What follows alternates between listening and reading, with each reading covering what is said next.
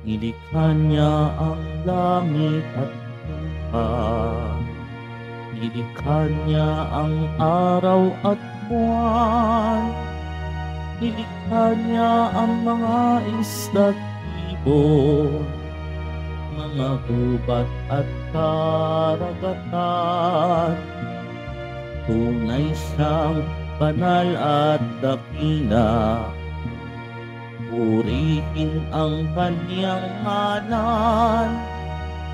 Ang lahat ng likha niya'y mabuti. Pinagyaman niya ng lubusan. Purihin ninyo ang Panginoon. Dakilain ang kaniyang ngalan. Purihin siya ay awitan at papurihan magpakailanman.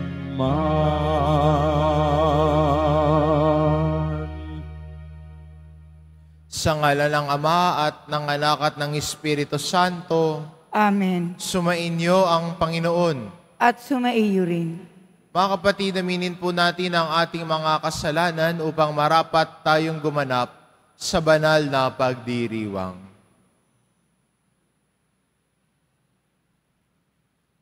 Inaamin ko Sa makapangyarihan Diyos at sa inyo mga kapatid, na lubha akong nagkasala sa isip, sa salita, sa gawa at sa aking pagkukulang.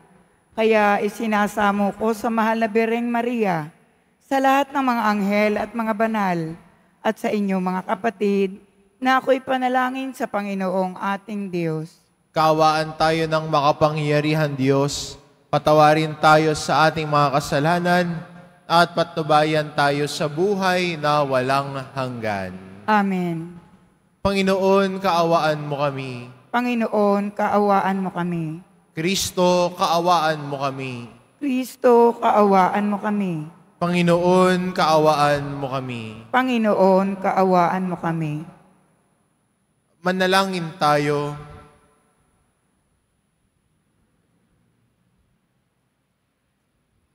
Ama naming makapangyarihan, ng iyong dakilang pagkamaawain ay nangingibabaw sa aming ginagawang kabutihan at idinadaing na mga kahilingan.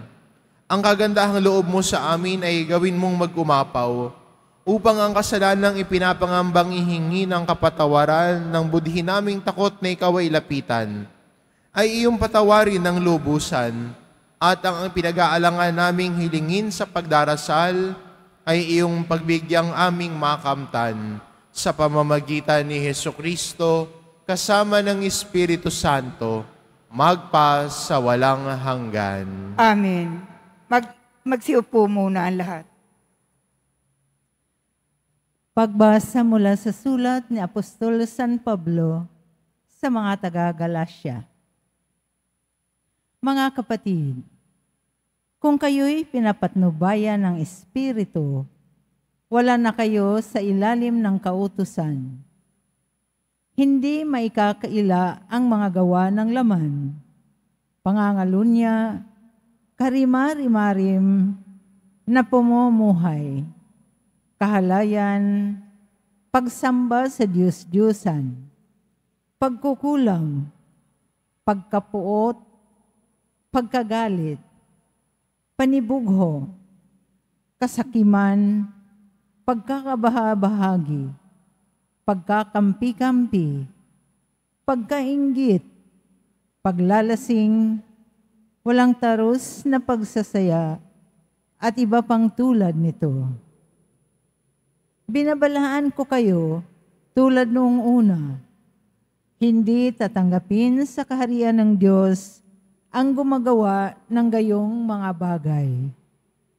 Subalit, ang bunga ng Espiritu ay pag-ibig, kagalakan, kapayapaan, katiyagaan, kabaitan, kabutihan, katapatan, kahinahunan, at pagpipigil sa sarili. Walang utos laban sa ganitong mga bagay, at pinatay na ng mga nakipag-isa kay Kristo Jesus ang likas nilang pagkatao, kasama ang masasamang pita nito. Ang Espiritu ang nagbibigay buhay sa atin, kaya ito rin ang dapat maghari sa ating mga buhay. Ang salita ng Diyos. Salamat sa Diyos. Ang sumusunod sa poon ay sa liwanag hahantong. Ang sumusunod sa poon ay sa liwanag hahantong.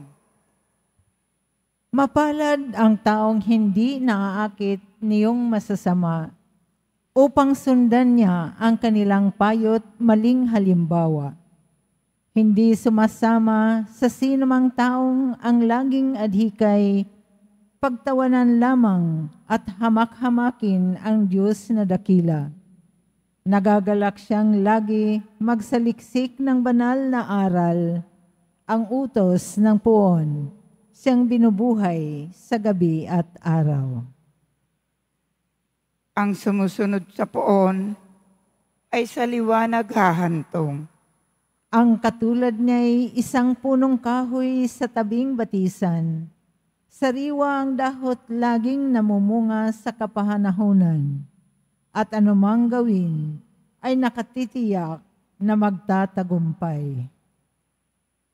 Ang sumusunod sa poon ay sa liwanag hahantong. Ngunit ibang-iba ang masamang tao, ipa ang kawangis. Siya'y natatangay at naipadpad kung hangin umihip. Sa taong matuwid ay Panginoon ang siyang mag-iingat. Ngunit kailanman ang mga masama ay mapapahamak. Ang sumusunod sa poon ay sa liwanag hahantong. Magsitayo po ang lahat.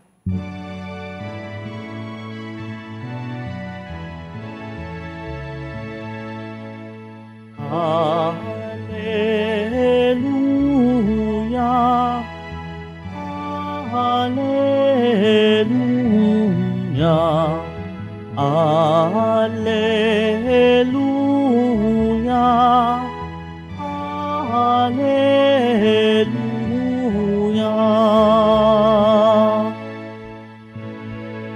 Ang tinig ko'y pakikinggan ng kabilang sa aking kawan, ako'y kanilang susundan. Hallelujah,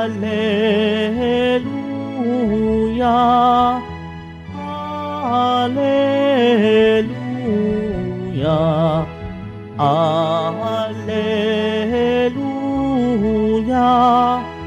Hallelujah.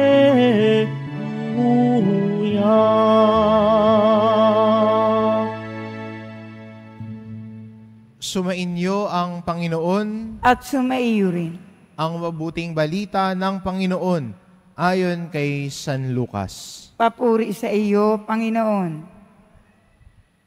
Noong panahon iyon sinabi ni Jesus, "Kawawa kayo mga Pariseo, ibinibigay ninyo ang ikapu sa yerba buena ng ruda at iba pang gulayin. Ngunit kinaliligtaan ninyo ang katarungan at ang pag-ibig ng Diyos. Tamang gawin ninyo ito, ngunit wag naman ninyong kaligtaang gawin ng mga iba. Kawawa kayo mga Pariseo, sapagkat ang ibig ninyo'y mga tanging luklukan sa mga sinagoga at mga pagpugayan kayo ng sa mga liwasang bayan.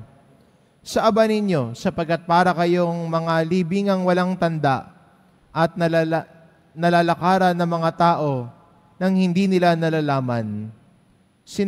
Sinabi sa kanya ng isa sa mga dalubhasa sa kautusan, "Guro, sa sinabi mong yan, pati kami kinukutya mo." At sinagot siya ni Jesus, "Kawawa rin kayo, mga dalubhasa sa kautusan, sapagkat ipinapapasan ninyo sa mga tao ang mabibigat na dalahin, ngunit di daliri ayaw ninyong igalaw sa pagdadala ng mga iyon."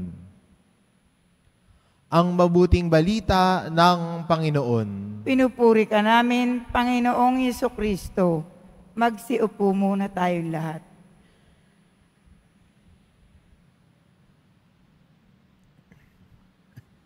Maganda para sa ating mga Kristiyano na pinapaalalahanan ng patuloy ng ating Ebanghelyo at ang mga paalala ay nariyan para tayo ay lumago. Hindi ba ang tao nagpapaalala sa kanyang tao malapit sa buhay niya ay nais niyang lumago ang pinapaalalahanan niya. Hindi para siraan, hindi para awayin. Minsan ganun nga lang ang pagkatanggap natin kung tayo ay pinapaalalahanan. Iniisip natin, inaaway tayo. Pero hindi ba ang pagpapaalala ay nariyan para tulungan ang kapwa kung medyo nalilihis na, kung medyo ay nawawalan na sa tamang prioridad. Kaya hindi ba ang mga magulang ay nagpapaalala din sa mga anak nila? Hindi ba minsan ang mag-asawa ay nagpapaalala din sa bawat isa dahil ayaw nilang malayo o mapahamak ang minamahal nila? Sa ating Ebanghelyo, maganda mapansin na si Jesus ay nagpapaalala, pero minsan ang pagtanggap ng mga nakikinig sa Kanya ay iniisip nila inaaway sila. Anong gusto mong paalalahanan ni Jesus sa kanila? Pinapaalalahanan sila na ang kanilang atensyon ay nakatuon sa ibang bagay, sa panlabas na gawain, yung nakikita ng lahat. Pero yung pagbabago ng puso, yung pagkalinga sa kapwa ay naisasantabi. Hindi ba kaya sinabi ni Jesus at sila'y pinabulahanan mga pag-imbabaw kayo. Bakit kasi? Nakatuon kayo sa panlabas. Pero yung pakikipagkapwa-tao, yung laman ng puso, yun ang mas mahalaga. Ang laman ng puso ay na makinig sa salita ng Diyos. Ang laman ng puso na marunong makipagkapwa-tao. Ang laman ng puso na marunong umintindi at makipaglakbay kasama ang iba. Hindi siya ano makikita ng tao. Hindi siya kung ano makukuha mong like.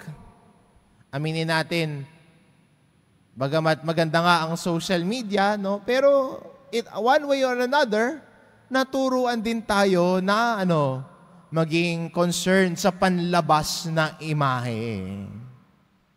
Pwede nga sa harap ng social media, ipinopost ang bait-bait, ang galing-galing, nakakatuwa naman.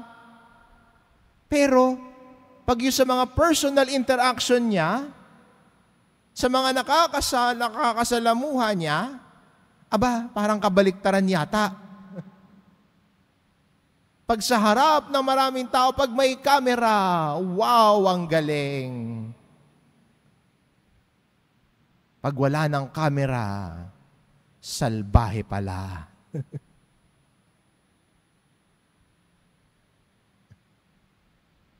Minsan ganun din tayo sa buhay natin Gusto nating ng like ng ibang tao. Gusto natin nagke-trend yung mga pinopost natin. Pero maganda ring tanong. God knows your heart. God knows what's inside you.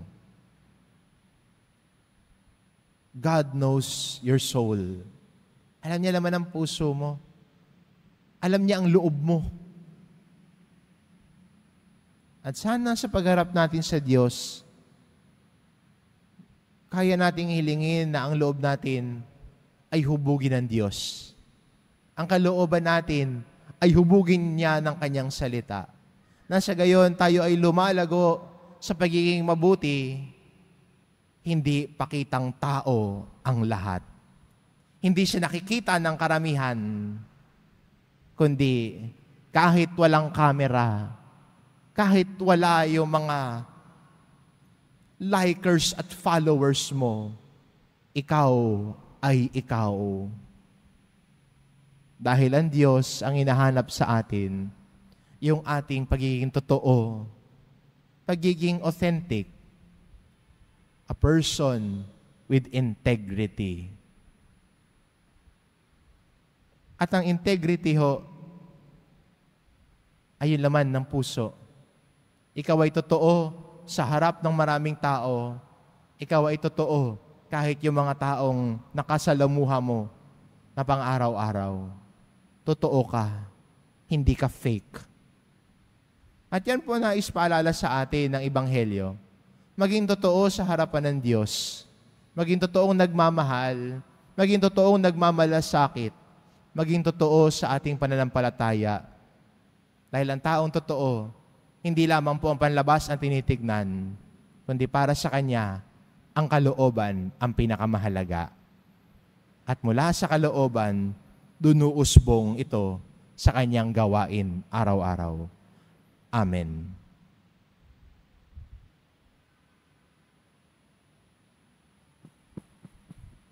Magsitayo na po ang lahat.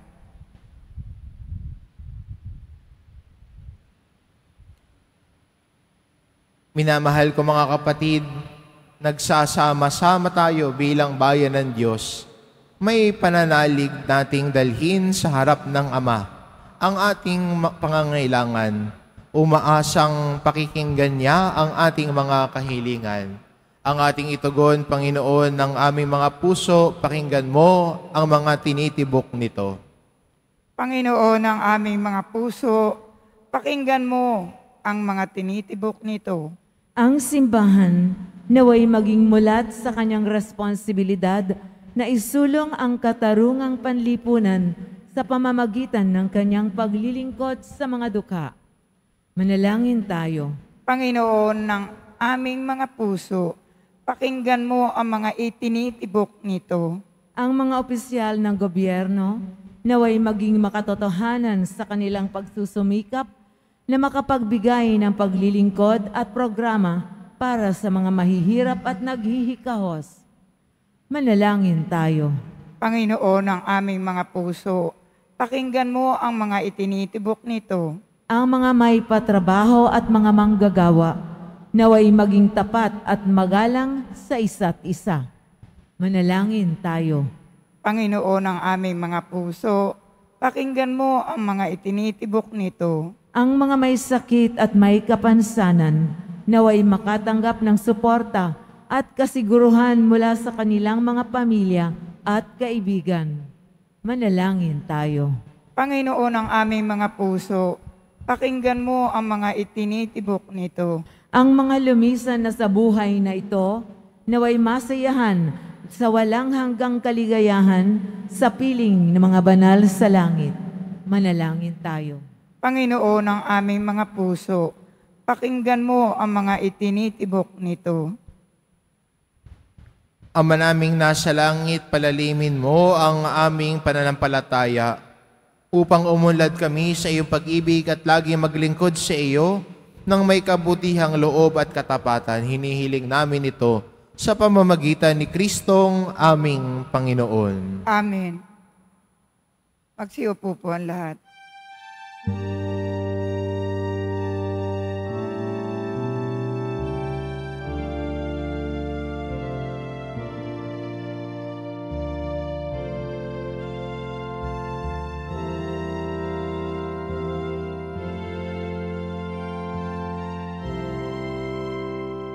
Itong tinapay at alak na mula sa'yo, muling ihahain sa kabutihan mo.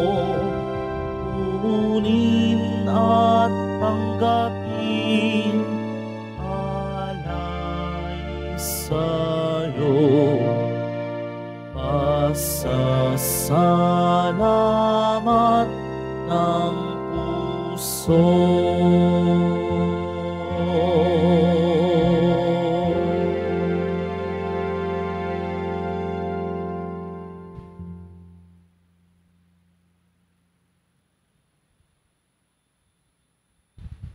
Magsitayo na po ang lahat. Manalangin kayo mga kapatid, upang ang paghahain natin ay kalugdan ng Diyos amang makapangyarihan. Tanggapin nawa ng Panginoon itong paghahain sa iyong mga kamay, sa kapurihan niya at karangalan, sa ating kapakinabangan at sa buong sambayanan niyang banal. Ama naming lumikha, tanggapin mo ang paghahain ng mga alay na iyong inihabilin at sa pagdiriwang ng dapat naming ganapin, ang kabanalan ng iyong pagliligtas naway sumaamin. Sa pamamagitan ni Hesukristo, kasama ng Espiritu Santo, magpa sa walang hanggan. Amen. Sumainyo ang Panginoon. At sumaiyo rin. Itaas sa Diyos ang inyong puso at diwa. Itinaas na namin sa Panginoon. Pasalamatan natin ang Panginoong ating Diyos. Marapat na siya ay pasalamatan. Ama naming makapangyarihan, tunay ngang marapat na ikaw ay aming pasalamatan. Ikinulugod mong likain ang sanlibutan na iyong pinagbabago at idinarangal sa pamamagitan ng iyong anak na kinalulugdan. Kaya't utang na loob ng iyong mga itinatangi at ng mga banal na kapiling mong lagi, ang iyong paggiliw at pagkakandili. Kaya kaisa na mga anghel na nagsisiawit ng papuri sa iyo, nang walang humpay sa kalangitan, kami nagbubunyi sa iyong kadakilaan. Santo, Santo, Santo, Panginoon Diyos ng mga hukbo, napupuno ang langit at lupa ng kadakilaan mo, usana sa kaitaasan, pinagpala ang naparirito. Sa ngalan ng Panginoon, usana sa kaitaasan, magsilod po ang lahat. Ama naming banal, ikaw ang bukal ng tanang kabanalan, kaya't sa pamamagitan ng iyong Espiritu, gawin mong banal ang kaloob na ito, upang para sa amin maging katawan at dugo ng aming Panginoong Hesukristo. Bago niya pinagtiisang kusang loob na maging handog, hinawakan niya ang tinapay, pinasalamatan kanya. Pinagati-hati niya iyon, iniabot sa kanyang mga alagad at sinabi, tanggapin ninyong lahat ito at kanin, ito ang aking katawan na iahandog para sa inyo.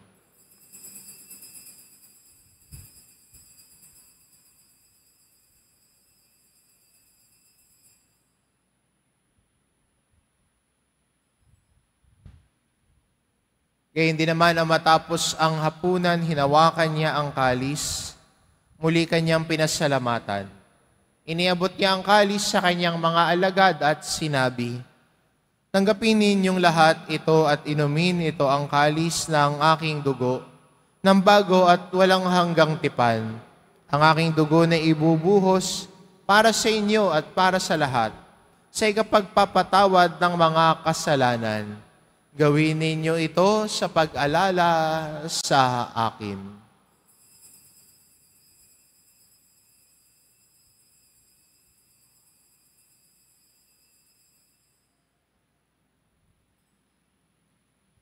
Magsitayo po ang lahat. Ipagbunyi natin ang misteryo ng pananampalataya. Si Kristo'y namatay, si Kristo'y nabuhay, si Kristo'y babalik sa wakas ng panahon. Ama, ginagawa namin ngayon ang pag-alala sa pagkamatay at muling pagkabuhay ng iyong anak, kaya't inaalay namin sa iyo ang tinapay na nagbibigay buhay at ang kalis na nagkakaloob ng kaligtasan. Kaming nagpapasalamat dahil kami iyong minarapat na tumayo sa harap mo para maglingkod sa iyo. Sinasamo namin kaming magsasalo-salo sa katawan at dugo ni Kristo ay mabuklod sa pagkakaisa sa pamamagitan ng Espiritu Santo. Ama, lingapin mo ang iyong simbahang laganap sa buong daigdig. Puspusin mo kami sa pag-ibig kaisa ni Francisco na aming Papa at ni Jose na aming Obispo at ng Tanang Kaparian. Alalahanin mo rin ang mga kapatid naming nahimlay na may pag-asang sila'y muling mabubuhay, gayon din ang lahat ng mga pumanaw. Kaawaan mo sila at patuloyin sa iyong kaliwanagan. Kaawaan mo at pagindapating kaming lahat na makasalo sa iyong buhay na walang wakas. Kaisa ng mahal na Birheng Maria na Ina ng Diyos, ng kabiyak ng puso niyang si San Jose, kaisa ng mga apostol at ng lahat ng mga banal na namuhay dito sa daigdig ng kalugod-lugod sa iyo, maipagdiwang nawa namin ang pagpupuri sa ikararangal mo sa pamamagitan ng iyong anak na aming Panginoong Hesu Kristo. Sa pamamagitan ni Kristo kasama niya at sa Kanya, ang lahat ng parangal at papuri ay sa iyo, Diyos amang makapangyarihan, kasama ng Espiritu Santo, magpas sa walang hanggan. Amen. Sa tagubili ng mga nakagagaling na utos at turo ni Jesus na Panginoon natin at Diyos, ipahayag po natin ng lakas loob. Ama namin, sumasalangit ka, sambahin ang ngalan mo, mapasa amin ang kaharian mo, sundin ang loob mo dito sa lupa para nang sa langit. Bigyan mo kami ngayon ng aming kakanin sa araw-araw at patawarin mo kami sa aming mga sala para ng pagpapatawad namin sa nagkakasala sa amin. At huwag mo kaming ipahintulot sa tukso at iadya mo kami sa lahat ng masama. Hinihiling namin kami adya sa lahat ng masama pagkalooban ng kapayapaan araw-araw.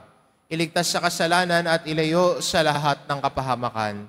Samantalang aming pinananabikan ang dakilang araw ng pagpapahayag ng tagapagligtas naming si Hesu Kristo.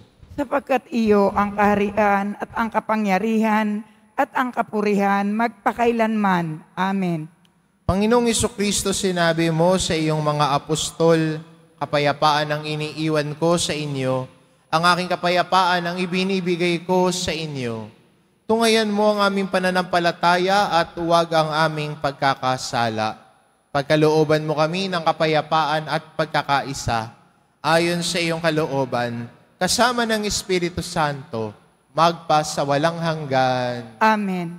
Ang kapayapaan ng Panginoon ay laging sumainyo. At sumaiyo rin. Magbigayan kayo ng kapayapaan sa isa't isa. Kordero ng Diyos na nag-aalis ng mga kasalanan ng sanlibutan, maawa ka sa amin. Kordero ng Diyos na nag-aalis ng mga kasalanan ng sanlibutan, maawa ka sa amin. Kordero ng Diyos na nag-aalis ng mga kasalanan ng sanlibutan, ipagkaloob mo sa amin ang kapayapaan. Magsiluhod po ang lahat.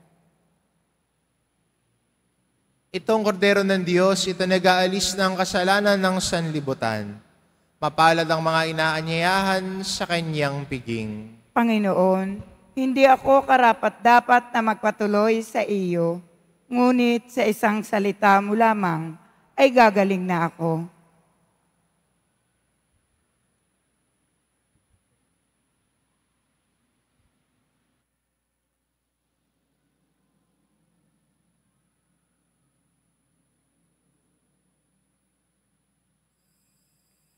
Para sa lahat ng tatanggap ng banal na komunyon, sasagot po tayo ng amen.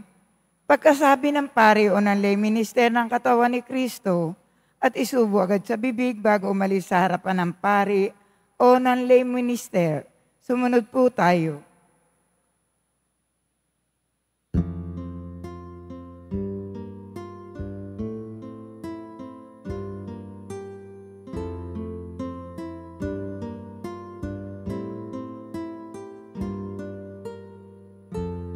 Panginoon,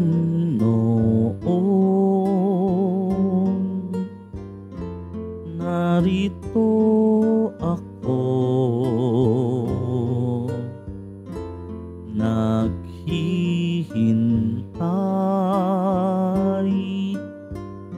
sa utos mo. Lahat ng yaman ko ay alay ko sa'yo. Ikaw ang tanging buhay ko.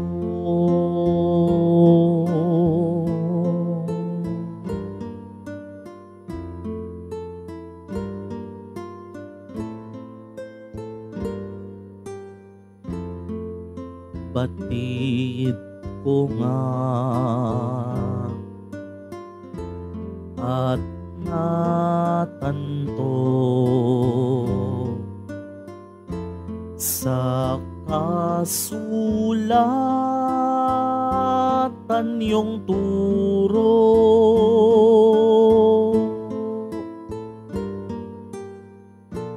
Pakikinggan at itatago sa sulok ng puso.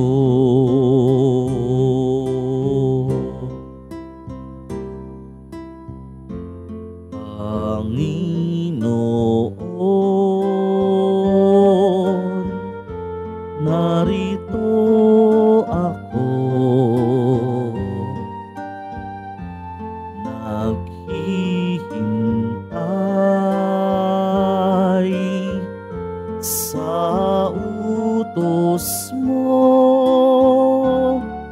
Lahat ng yaman ko ay alay ko sa'yo.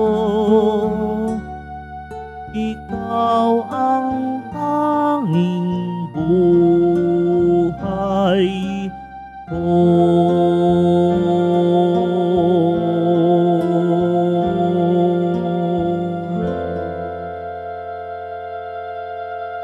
Available na po ang ating mga All Souls envelope.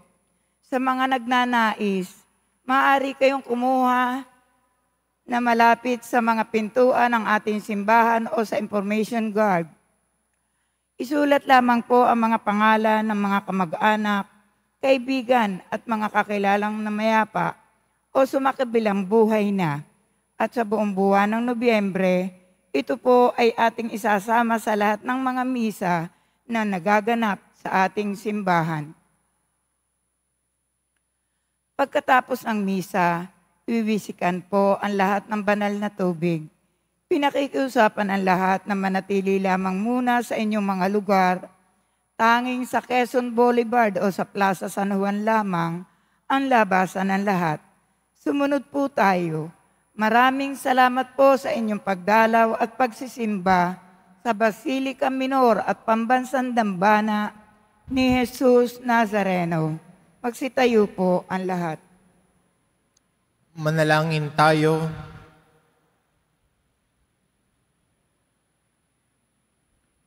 Ama naming mapagmahal, ipagkaloob mong sa pagsasalo namin sa pagkait inuming banal. Kami ay maging katawan ni Kristo na aming pinapakinabangan sa pamamagitan niya, kasama ng Espiritu Santo, magpa sa walang hanggan. Amen. Sumainyo ang Panginoon. At sumaiyo rin. Mahal na pong Jesus Nazareno, inihayag mo sa pamamagitan ng krus ang walang maliw na pag-ibig ng Diyos sa sangkatauhan. Pakinggan mo ang kahilingan ng iyong angka na nagsusumamo sa iyo. Makamtanawa nila ang iyong katugunan at tanggapin ang kasagutan na may utang na loob na tinatanaw. Basbasan din po ninyo ang mga may dala-dala nilang imahin at dasalan sa pamamagitan ng bendisyon na ito, naway maalala nila ang mga pangako nila noon sa binyag, na ikaw ang kanilang iibigin at paglilingkuran. Bilang Panginoon, magpa sa walang hanggan. Amen. At pagpalain kayo ng ating mapagmahal na Diyos, ang Ama at ang Anak at ng Espiritu Santo. Amen. Humayo kayo, taglay ang kapayapaan ng poong Jesus Nazareno. Salamat sa Diyos.